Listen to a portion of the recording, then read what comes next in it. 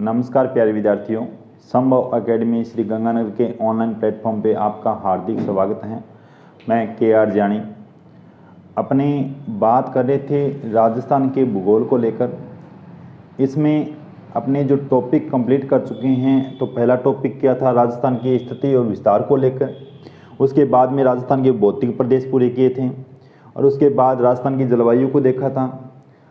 और उसके बाद जो टॉपिक था वो था राजस्थान का अपवाह तंत्र। अपवाह तंत्र को, राजस्थान के अपवाह तंत्र को 3 भागों में डिवाइड किया था अपने, 3 भाग। इसमें से पहला पड़ा था आंतरिक अपवाह क्षेत्र, दूसरा अरब सागर का अपवाह क्षेत्र और तीसरा था बंगाल की खाड़ी का अपवाह क्षेत्र। बंगाल की खाड़ी का अपवाह क्षेत्र। इसमें से अपने अरब सागर और आंतरिक अपवाह क्षेत्र कंप्लीट कर चुके हैं। आज अपने को शुरू करना है बंगाल की खाड़ी का अपवाह तंत्र। ठीक है साथियों, इसमें से मुख्य मुख्य नदियां कौन सी रहती हैं उसकी राजस्थान के संदर्भ में बात करेंगे अपनी।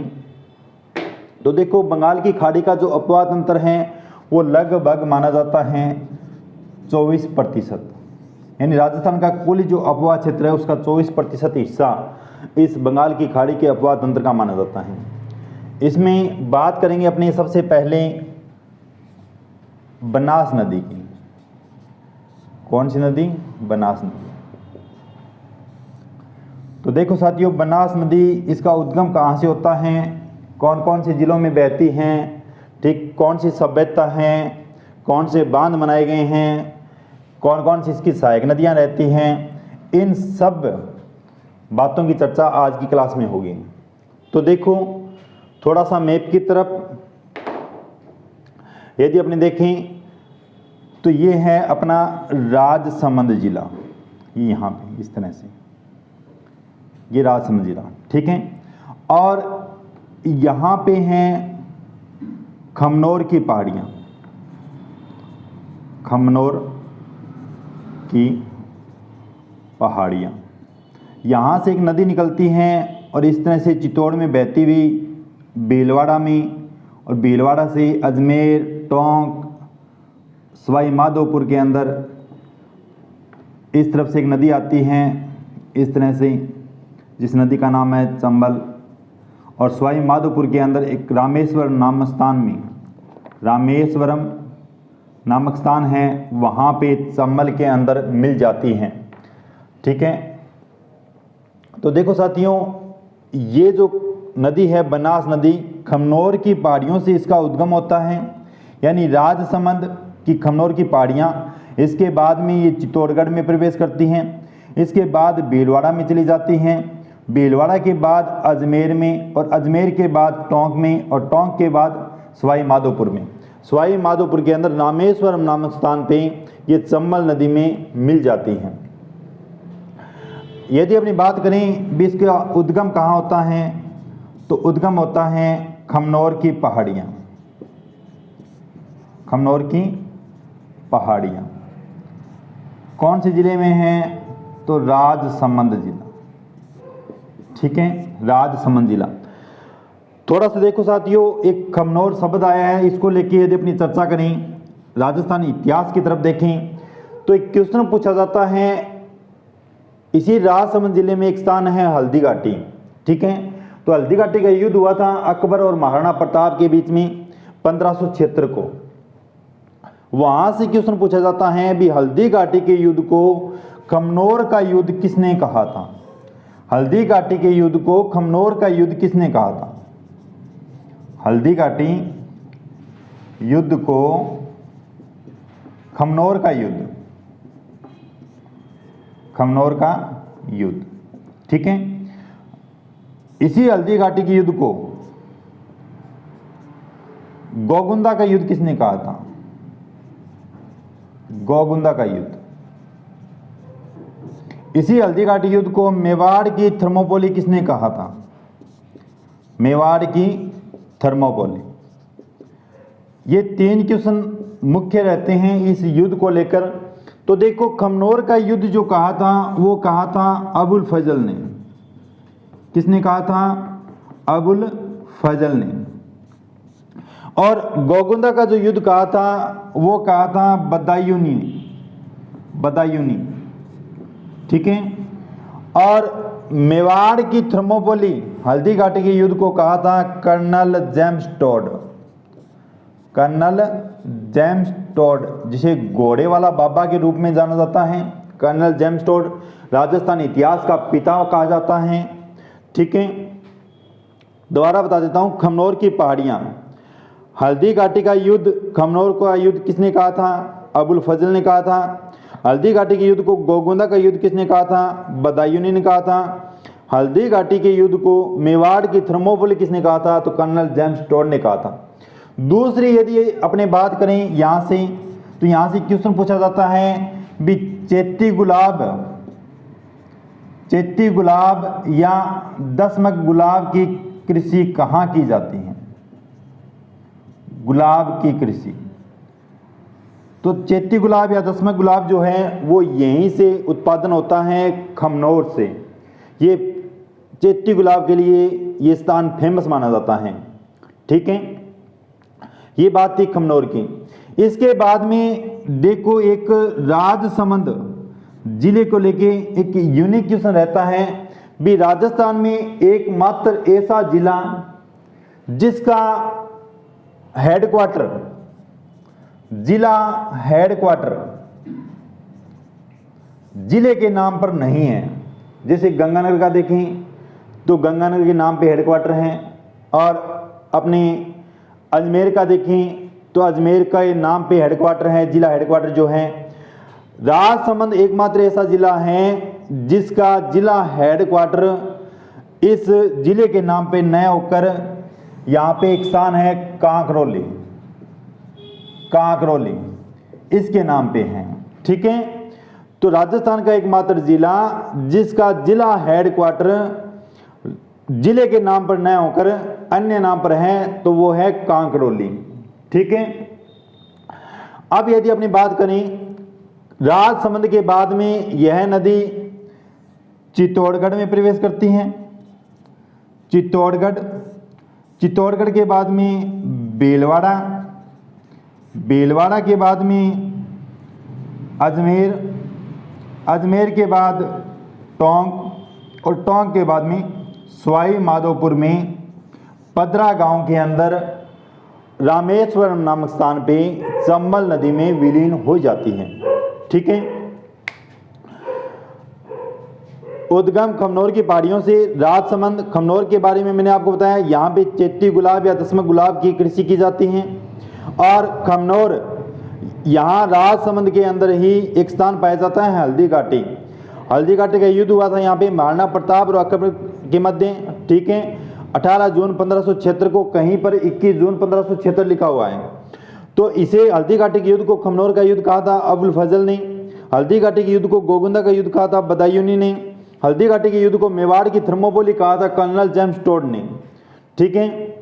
और इसके बाद में ये चित्तौड़गढ़ में जाती है, चित्तौड़गढ़ से भीलवाड़ा, भीलवाड़ा से अजमेर, अजमेर से टोंक, टोंक से सवाई माधोपुर और चंबल नदी में विलीन हो जाती है। तो देखते हैं अपने थोड़ा डायग्राम के द्वारा कौन कौन से जिले किस तरह से इसका भाव है। वैसे तो बता दिया है, देखो ये जो है यहाँ से इस तरह से और इसके बाद में ये, ठीक है। तो यहाँ पे यदि अपने देखें इस तरह से ये, तो ये जिला रहता है राजसमंद, ठीक है। इसके बाद में है चित्तौड़गढ़, इसके बाद है बेलवाड़ा, इसके बाद है अजमेर, इसके बाद है टोंक और इसके बाद है सवाई माधोपुर, ठीक है साथियों। अब देखो राजसमंद से निकलने के बाद में इस नदी पे एक बांध बनाया गया है, इस नदी पे एक बांध बनाया गया है, बांध का नाम है नंदसमंद बांध, नंदसमंद बांध, ठीक है। नंदसमंद बांध, इस नंदसमंद बांध को राजसमंद की जीवन रेखा कहा जाता है, राजसमंद की जीवन रेखा, राजसमंद की जीवन रेखा। इसी बांध के पास में है नंदसमंद झील, आपसे यदि पूछा जाए भी नंद समंद झील किस जिले में है, तो वो जिला रहता है राजसमंद। ठीक है। इसके बाद में चित्तौड़गढ़ के अंदर इसमें बांध बनाया गया है, बांध का नाम है मातृकुंडिया, मातृकुंडिया बांध, मातृकुंडिया बांध। इस बांध को राजस्थान का हरिद्वार, राजस्थान का हरिद्वार या मेवाड़ का हरिद्वार कहा जाता है, मेवाड़ का हरिद्वार कहा जाता है। ठीक है। मातृकुंडिया बांध राजस्थान का हरिद्वार या मेवाड़ का हरिद्वार, बनास नदी पर ही बना हुआ है मातृकुंडिया बांध। ठीक है। इसके बाद थोड़ा आगे चलते हैं तो टोंक जिले में एक बांध बना हुआ है बीसलपुर बांध, बीसलपुर बांध, बीसलपुर बांध। ठीक है। और इसके बाद में सवाई माधोपुर जिले के अंदर एक बांध बना हुआ है, इस बांध का नाम है ईसरदा बांध, ईसरदा बांध। ठीक है। राजस्थान में 6 जिलों में बहती है। देखो राजस्थान के अंदर 6 जिलों में बहने वाली 3 नदियां हैं, लूणी है, चंबल है, बनास है। और इस नदी का क्वेश्चन पूछा जाता है भी सर्वाधिक जो क्षेत्र है वो किस जिले में आता है, तो सर्वाधिक क्षेत्र रहता है भीलवाड़ा में, सर्वाधिक क्षेत्र कौन सा जिला है, भीलवाड़ा में। और यहां से एक क्वेश्चन ये पूछा जाता है भी ये नदी सर्वाधिक जो सर्पिलाकार आकृति में बहती है तो किस जिले से होकर बहती है, तो टोंक जिले से। टोंक जिले में इसकी आकृति जो है वो है सर्पिलाकार, सर्पिलाकार, टोंक जिले में। और टोंक जिले को ये 2 भागों में बांटती है, 2 भागों में।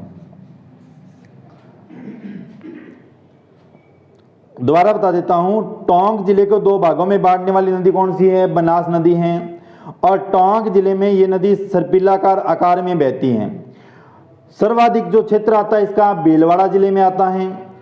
और यहां से लगाकर खमनोर की पहाड़ियों से ये चंबल नदी में जहां विलीन होती है रामेश्वरम नामक स्थान पे, यहां तक इसकी कुल लंबाई मानी जाती है 512 किलोमीटर, 512 किलोमीटर।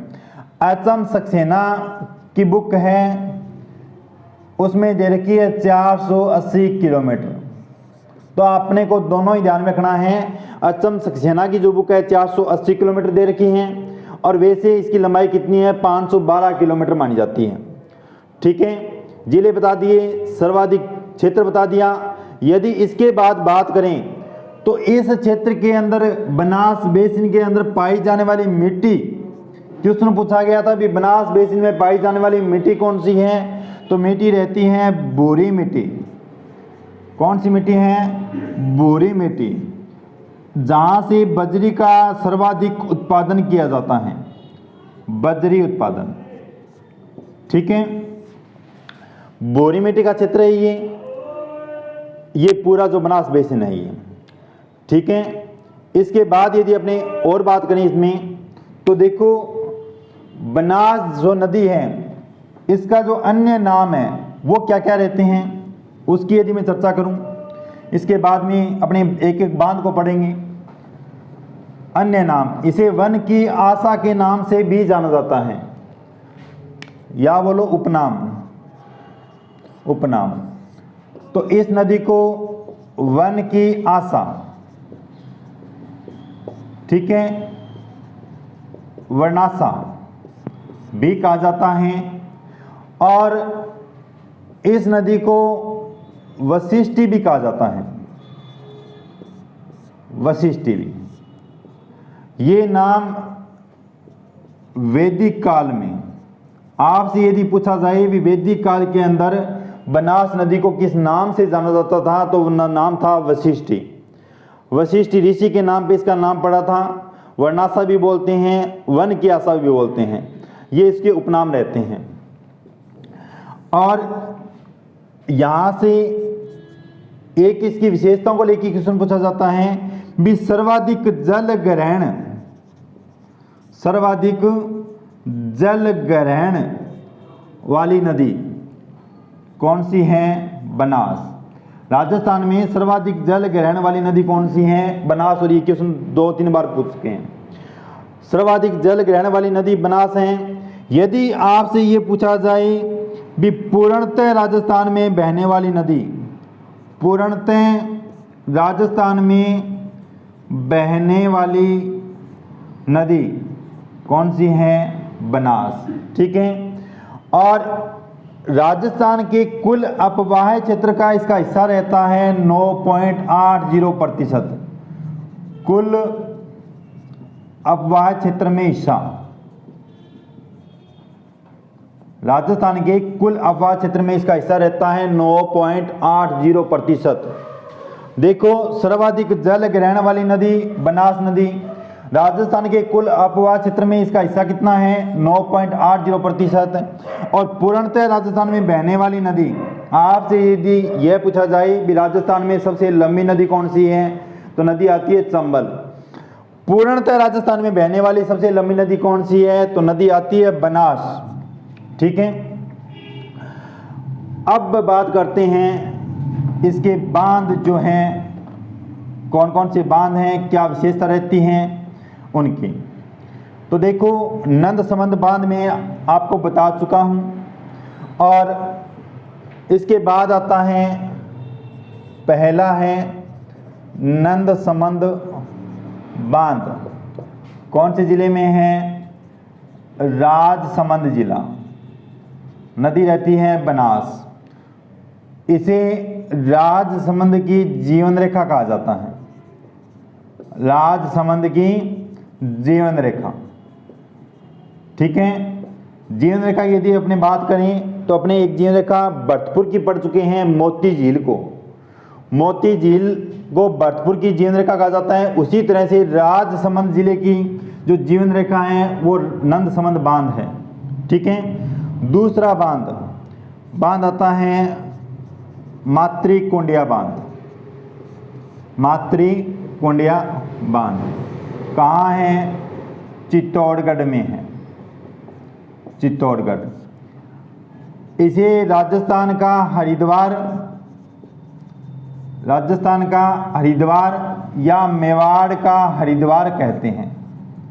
मेवाड़ का हरिद्वार। ठीक है। इसके बाद अपने बात करते हैं, तीसरा जो बांध रहता है वो रहता है बीसलपुर बांध। बीसलपुर बांध किस जिले में है? टोंक में। किस तहसील में है? टोडा रायसीन तहसील। टोडा रायसीन तहसील। इस तहसील से 13 किलोमीटर दूर ये बीसलपुर बांध का निर्माण किया गया है टोंक जिले में। तो देखो, यहां पे परियोजना है बीसलपुर परियोजना। बीसलपुर परियोजना। ठीक है।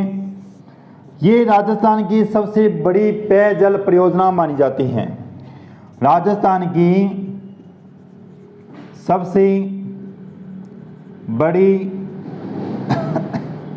पेयजल परियोजना। ठीक है। और इस बीसलपुर परियोजना से जिन जिलों को पेयजल मिलता है उनमें रहता है अजमेर, टोंक, बूंदी, जयपुर। ऊपर लिख देता हूं, बीसलपुर बांध,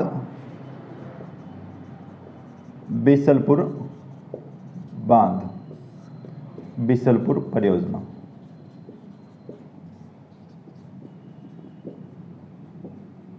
देखो, राजस्थान में सबसे बड़ी पेयजल परियोजना, राजस्थान में सबसे बड़ी पेयजल परियोजना। ठीक है। किस किस जिलों को पेयजल मिलता है इसकी यदि अपनी बात करें तो जिला रहता है एक अजमेर, टोंक और जयपुर, और 2020 में इसमें बूंदी को भी शामिल कर लिया गया। तो 4 जिले रहते हैं पेयजल के लिए। और यहां से क्वेश्चन ये पूछा जाता है भी बीसलपुर बांध से सिंचाई किस जिले में होती है, तो सिंचाई वाला जिला रहता है टोंक। बीसलपुर बांध से सिंचाई होने वाला जिला कौन सा है, टोंक। एकमात्र टोंक जिला ऐसा है जहां पर इसके जल से सिंचाई की जाती है। और पेयजल राजस्थान के 4 जिले अजमेर, टोंक, जयपुर और बूंदी। ये जो बांध है ये कंक्रीट निर्मित बांध है, कंक्रीट निर्मित बांध। पूछा जाता है भी राजस्थान में कंक्रीट निर्मित बांध कौन सा है, तो बीसलपुर बांध है। इसके बाद यदि अपनी बात करें तो यहां पे रंगीन मछलियां देखी जाती हैं, रंगीन मछलियां, ठीक है। मैंने आपको एक स्थान बताया था भी रंगीन पहाड़ियां कहां पर है, तो रणथंभौर के अंदर है, सवाई माधोपुर में। और रंगीन मछलियां इस बीसलपुर बांध के अंदर देखी जाती हैं। इसके बाद यदि अपने बात करें तो देखो इस बीसलपुर जो बांध है इसका निर्माण किस तरह से हुआ था। देखो तो यहां पे बांध की जगह पहले हुआ करता था बीसलपुर तालाब, बीसलपुर तालाब, ठीक है, प्राचीन काल के अंदर। इस तालाब का निर्माण करवाया था विग्रहराज चतुर्थ ने, विग्रहराज चौहान शासक था, विग्रहराज चतुर्थ, जिसे बीसल देव के नाम से जानते हैं, बीसल देव के नाम से जानते हैं। इन्होंने इस बीसलपुर तालाब का निर्माण करवाया था टोंक के अंदर। और इस बीसलपुर तालाब की जगह राजस्थान सरकार ने नाबार्ड के सहयोग से यहां पे बीसलपुर बांध का निर्माण करवाया, बीसलपुर बांध का निर्माण करवाया, ठीक है। राजस्थान सरकार ने नाबार्ड के सहयोग से बीसलपुर तालाब की जगह बीसलपुर बांध का निर्माण करवाया था, ठीक है। आपसे पूछा जा सकता है भी बीसलपुर बांध का निर्माण किस संस्था के सहयोग से करवाया गया, तो संस्था रहती है नाबार्ड। ये भारत में कृषि ऋण के लिए सर्वोच्च संस्था मानी जाती है नाबार्ड। इसकी भी बात करेंगे। देखो बीसलपुर नाम आता है, बीसलपुर तालाब, विग्रहराज चतुर्थ, बीसल देव। तो यहां से क्वेश्चन ये भी बनता है इतिहास में भी बीसल देव रासों की रचना किसने की थी, बीसल देव रासों की रचना, तो बीसल देव रासों की रचना की थी नरपति नाहले, नरपति नाहले ने। इस बीसल देव रासों के कितने खंड हैं, तो 4 खंड हैं। इसमें किसका वर्णन है, ये क्वेश्चन पूछा गया था जूनियर अकाउंटेंट में भी बीसल देव रासों के अंदर किस रानी की चर्चा की गई है, तो बीसल देव की रानी हुआ करती थी राजमती, राजमती। और बीसल देव की प्रेम व्यथा जो है उसका वर्णन इस बीसल देव रासों के अंदर किया गया है। दोबारा बता देता हूं, बीसलपुर बांध या बीसलपुर परियोजना राजस्थान की सबसे बड़ी पेयजल परियोजना है। अजमेर, टोंक, जयपुर, बूंदी 4 जिलों को यहां से पेयजल उपलब्ध होता है। और यदि आपसे पूछा जाए भी सिंचाई यहां से टोंक को होती है। और कंक्रीट निर्मित राजस्थान में बांध है, रंगीन मछलियां देखी जाती हैं। बीसलपुर बांध की जगह पहले प्राचीन काल में बीसलपुर तालाब हुआ करता था। इस तालाब का निर्माण करवाया था विग्रहराज चतुर्थ ने, और विग्रहराज चतुर्थ को बोलते हैं बीसल देव। तो यहां से क्वेश्चन ये भी बनता है भी बीसल देव रासों की रचना किसने की थी, बीसल देव रासों की रचना की थी नरपति नाहले ने।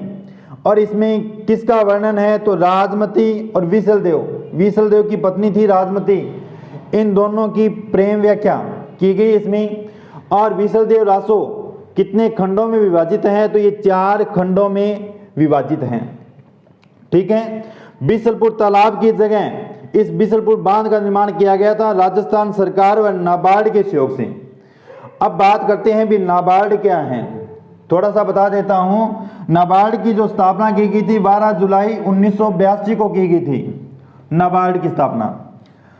और ये राजस्थान में कृषि क्षेत्र का सर्वोच्च बैंक माना जाता है नाबार्ड।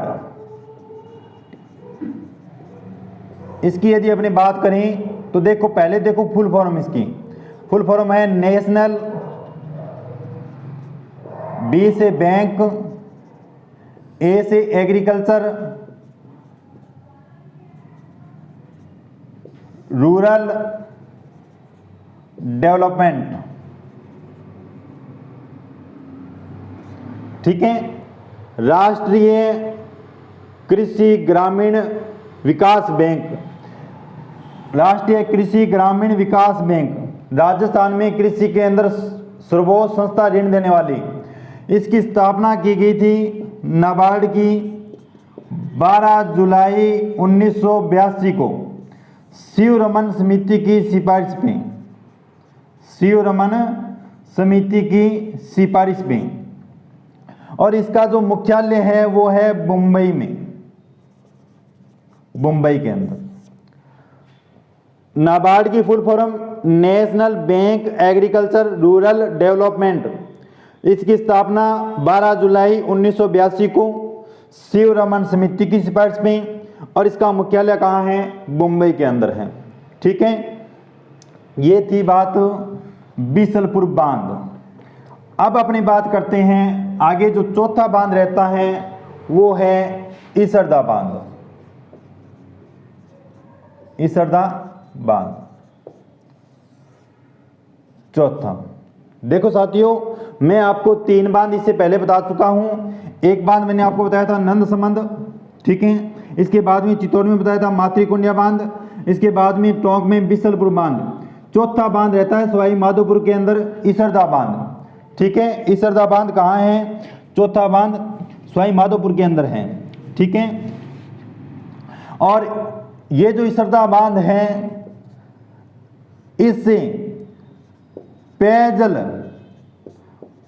प्राप्त करने के लिए या टोंक को पेयजल देने के लिए एक बांध का निर्माण किया जा रहा है। इसके बहाव क्षेत्र के अंदर बांध का नाम है कानोत बांध।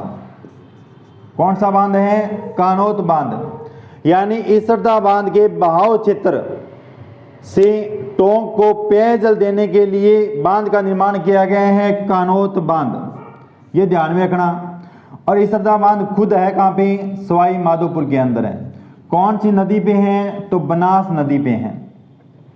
कानोत बांध कहाँ है? इसी इसरदा बांध के बहाव क्षेत्र के अंदर इसका निर्माण किया गया है। और इसका उद्देश्य क्या है कानोत बांध का निर्माण करने का? तो टोंक को पेयजल आपूर्ति करवाना। ठीक है, टोंक को पेयजल आपूर्ति करवाना। अब अपनी बात करते हैं, इसमें बनास जो बेसिन है इसको किस किस नाम से जाना जाता है, थोड़ा सा देख लेते हैं। देखो, बनास नदी वो इस तरह से है। ठीक है, तो ये बताया मैंने आपको राजसमंद। इसके बाद था चित्तौड़गढ़। इसके बाद है भीलवाड़ा। इसके बाद है अजमेर, टोंक, और ये है सवाई माधोपुर। यहाँ से चंबल नदी आती है। चंबल नदी में रामेश्वर नामक स्थान पे मिल जाती है।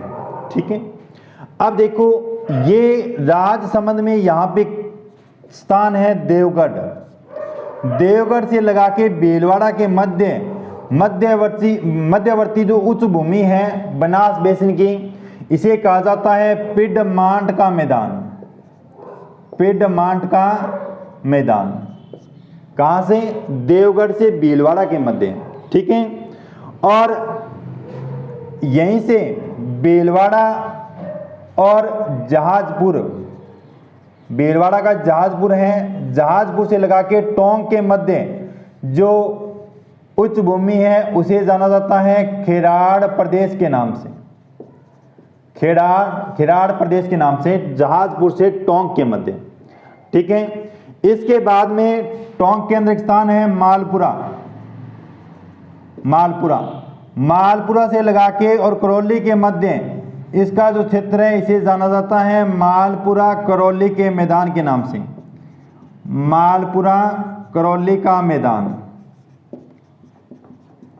क्या बताया? देखो, देवगढ़ से भीलवाड़ा तक पिडमांट का मैदान, देवगढ़ राजसमंद के अंदर है, बनास बेसिन का ही भाग है।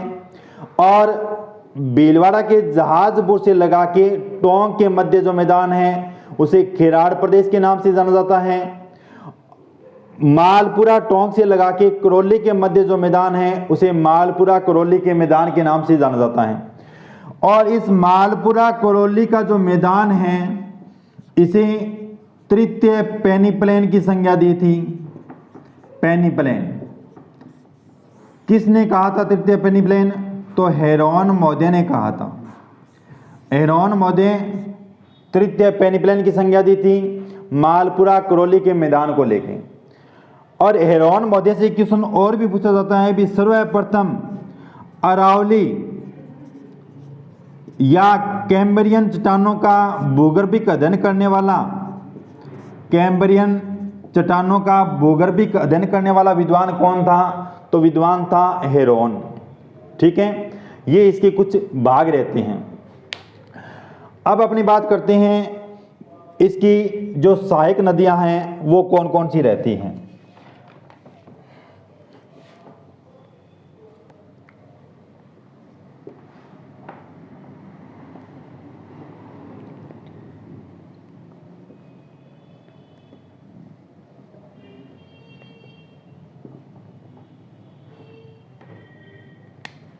देखो सहायक नदी,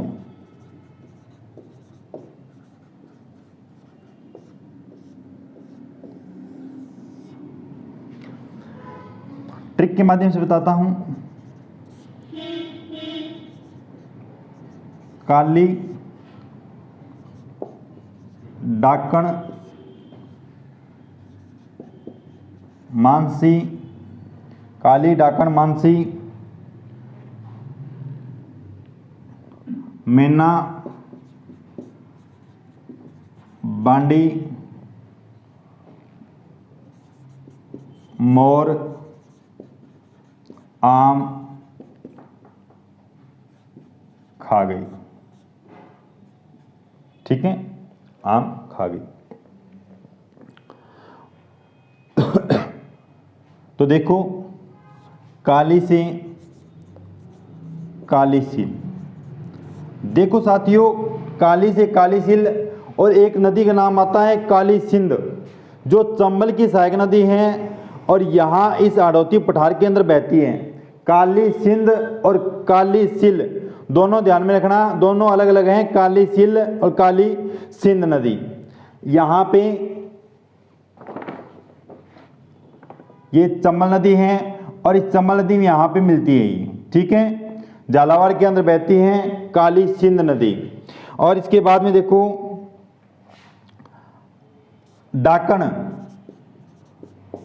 डाई नदी, मानसी नदी, मैनाल नदी, बांडी नदी,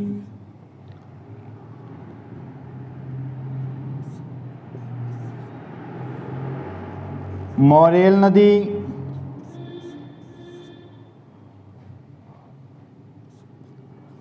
खारी नदी, आम से आयड़ नदी और गै से गंभीरी नदी, गंभीरी नदी। ठीक है, और एक इस मानसी की सहायक नदी रहती है सहोदरा, सहोदरा, कहीं पे सोडरा भी लिखा हुआ है, सोडरा। ठीक है, काली, डाकन, मानसी, मेना, बांडी, मोर आम को खा गई।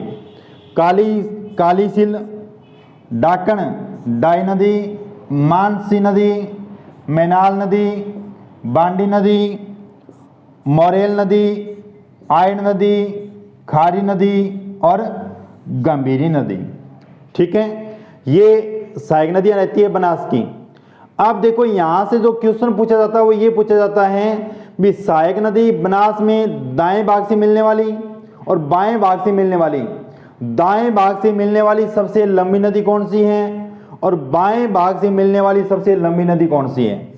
तो देखो साथियों ये जो खारी नदी है, ये खारी नदी बनास नदी इस तरह से बहती है, इस तरह से। तो ये ऊपर वाला इसका बायां भाग है और दक्षिण वाला इसका दायां भाग है। तो बाएं भाग से इसकी यदि सबसे लंबी नदी पूछी जाए तो वो खारी नदी है। बाएं भाग से मिलने वाली सबसे लंबी सहायक नदी कौन सी है? तो खारी नदी है। यदि आपसे पूछा जाए भी दाएं भाग से मिलने वाली सबसे लंबी नदी कौन सी है, तो नदी है आयड़, जिसे बोलते हैं बेडस नदी। आयड़ नदी को बेडस नदी बोलते हैं। और दाएं भाग से मिलने वाली बनास की सहायक नदी है। दाएं भाग से मिलने वाली सबसे लंबी जो सहायक नदी है वो है बेडस नदी। ठीक है, दोबारा बता देता हूं ट्रिक के माध्यम से। काली, डाकन, मानसी, मेना, बांडी, मोर, आम खा गई। काली यानी काली सिल, डाकन यानी डाई, मानसी, मेनाल, बांडी, मोरेल, आयड़, आयड़ को बेडस भी कहते हैं, खास एक खारी, गैस एक गंभीरी। यहाँ पे गंभीरी नदी को लेकर ध्यान में रखना, एक नदी पूछी जाती है गंभीर नदी। गंभीर नदी जिसे उटकन नदी भी बोलते हैं। उटकन नदी, ये नदी बहती है अलवर के अंदर। अलवर की थानागाजी तहसील से निकलती हैं और प्रयागराज के पास में यमुना में मिल जाती है। नदी का नाम है गंभीर नदी या इसे बोलते हैं उटकन नदी। गंभीरी नदी बनास की सहायक नदी है और ये गंभीर नदी अलवर के अंदर बहती है, ये ध्यान में रखना। ठीक है, तो ये इसकी मुख्य मुख्य जो सहायक नदियां थी। दाएं भाग से सबसे लंबी सहायक नदी है वो बेडस है, और बाएं भाग से सबसे लंबी जो सहायक नदी है वो कौन सी है? खारी नदी है। ठीक है, अब अपनी बात करेंगे एक एक सहायक नदी की भी, कौन सी नदी कहाँ से निकलती हैं, इसकी चर्चा अपने करेंगे कल की क्लास में। इसकी सहायक नदियाँ कौन कौन सी रहती हैं, किस नदी पे कौन सा बांध बनाए गए हैं। तो आज थोड़ा दोबारा बता देता हूँ।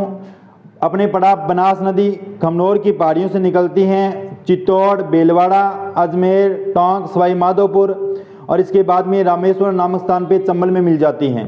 ठीक है, राजसमंद, इस राजसमंद जिले की आकृति को लेकर क्वेश्चन पूछा जाता है भी आकृति कैसी है इसकी, तो आकृति रहती है तिलकनुमा। और इसी राजसमंद के अंदर इस नदी पे नंदसमंद बांध बनाया गया है और यहीं पे एक सभ्यता भी है। सभ्यता है गिलोंड सभ्यता। गिलोंड सभ्यता बनास नदी के किनारे पे है, जिला रहता है राजसमंद और इसे ताम्रयुगीन सभ्यता माना जाता है। ताम्रयुगीन सभ्यता, और इस सभ्यता को ग्रामीण सभ्यता माना जाता है। ग्रामीण सभ्यता, नंदसमंद बांध, गिलोंड सभ्यता चित्तौड़गढ़ में, यहाँ पे मातृकुंडिया बांध, राजस्थान का हरिद्वार बोलते हैं। इसके बाद में टोंक के अंदर बिसरपुर बांध की बात की। बिसरपुर बांध का जो निर्माण किया गया राजस्थान सरकार के द्वारा नाबार्ड के सहयोग से किया गया है। और सवाई माधोपुर में इसरदा बांध, इसरदा बांध के बहाव क्षेत्र के अंदर कानौत बांध का निर्माण करके टोंक को पेयजल आपूर्ति की जाती है और आगे ये रामेश्वर नामक स्थान भी चंबल में चली जाती हैं।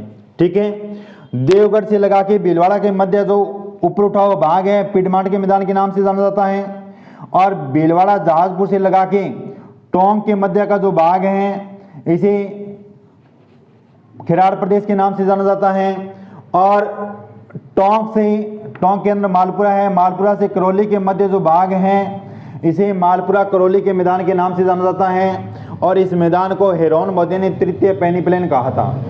ठीक है, ये थी बनास नदी। कल चर्चा करेंगे इसकी सहायक नदियों की। आप हमारी संभव एकेडमी श्री गंगानगर के यूट्यूब चैनल को सब्सक्राइब करें, लाइक करें, शेयर करें। Thank you.